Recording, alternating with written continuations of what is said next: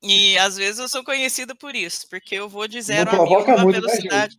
Não provoca não, eu sou boazinha, mas não me provoca, porque a gente nunca sabe de que maneira que vai agir. Aham. E aí a doutrina entrou na minha vida para analisar o meu comportamento diante das situações, e eu tenho aprendido a silenciar.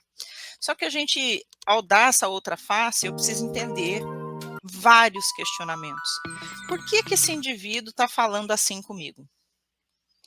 Qual é o passado dele? Por que ele está alterado nesse momento? Então, o silêncio, ele não pode simplesmente vir de uma passividade, ele tem que vir pacificando. Então, você não tem condições agora, você falou uma coisa que me deixou chateado, mas é melhor a gente conversar num outro momento. A gente vai aprendendo, né? E se a gente não concorda, a gente precisa avaliar o porquê que a gente não concorda com aquilo. Então, o caminho é muito amplo. Não é mais assim papum, não é ir de 0 a 1000 como eu costumo, né, fazer.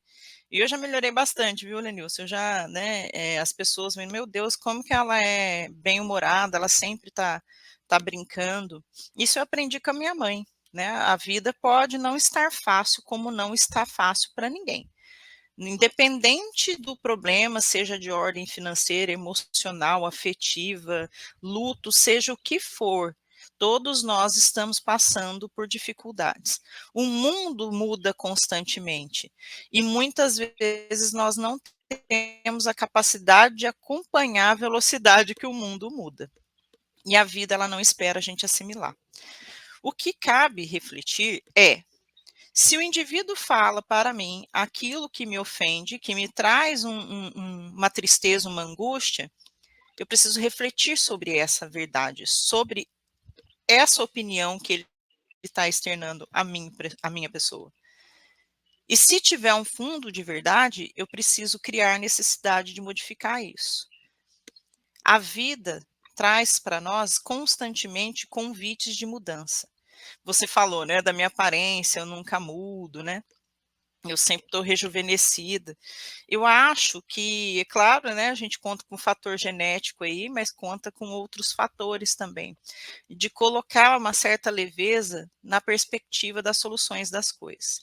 Às vezes eu estou desesperada, Linus, às vezes eu choro muito, às vezes eu ouço algumas coisas e aquilo me machuca. Uhum. Às vezes as pessoas têm comportamentos que nos ferem profundamente, mas quando eu estou no meio do choro, eu lembro que as pessoas, o passista fala na hora do passe, eu penso em Jesus. E eu vou confessar que às vezes é difícil a gente pensar em Jesus por conta dessa vibração que nos rodeia. Vibração essa que nós emitimos e aceitamos a que nos chega. E qual é o tipo de vibração que eu estou aceitando chegar na minha vida? Qual é o tipo de energia que eu estou vibrando? E isso influencia muito.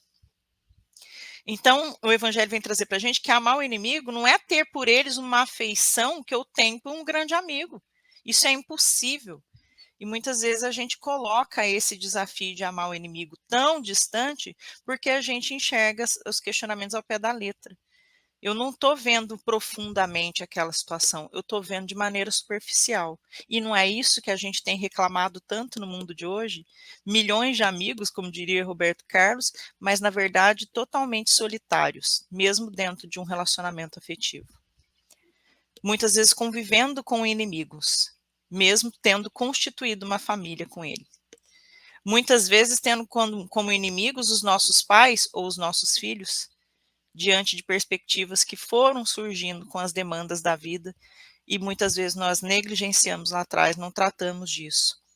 Então eu entendo que se eu não coloco no outro uma expectativa daquilo que nem eu tenho capacidade de cumprir, eu evito uma série de dores a passar pela frente. Eu evito uma série de doenças psicossomáticas, e você entende melhor disso do que eu, por causa da sua área de atuação, onde eu não consigo lidar com as minhas inquietações e com a expectativa que eu coloco inteiramente na mão dos outros. Muitas vezes nós nos cobramos muito para fazer alguém feliz, fazer ser feliz, ser uma pessoa perfeita, ser uma pessoa racional, equilibrada o tempo todo, e isso, por enquanto, não nos é possível. E talvez seja essa cobrança dessa perfeição e de estar feliz o tempo todo que nos impede de ver o inimigo como ele realmente é, que, na minha opinião, é um grande amigo. Porque um amigo, muitas vezes, vai nos dar os toques da alma com uma leveza que a gente, meio lerdo, né, o Elenilson fala, né, às vezes a gente, que na nossa lerdeza, a gente não percebe que aquilo foi um comentário fraterno. Ó, dá uma Aham. sacudida, você pode falar assim, porque ele vai falar de maneira carinhosa. O inimigo, e eu coloco inimigo entre aspas, ele vai tacar aquilo no seu peito, e a gente que lute para assimilar, digerir e tratar.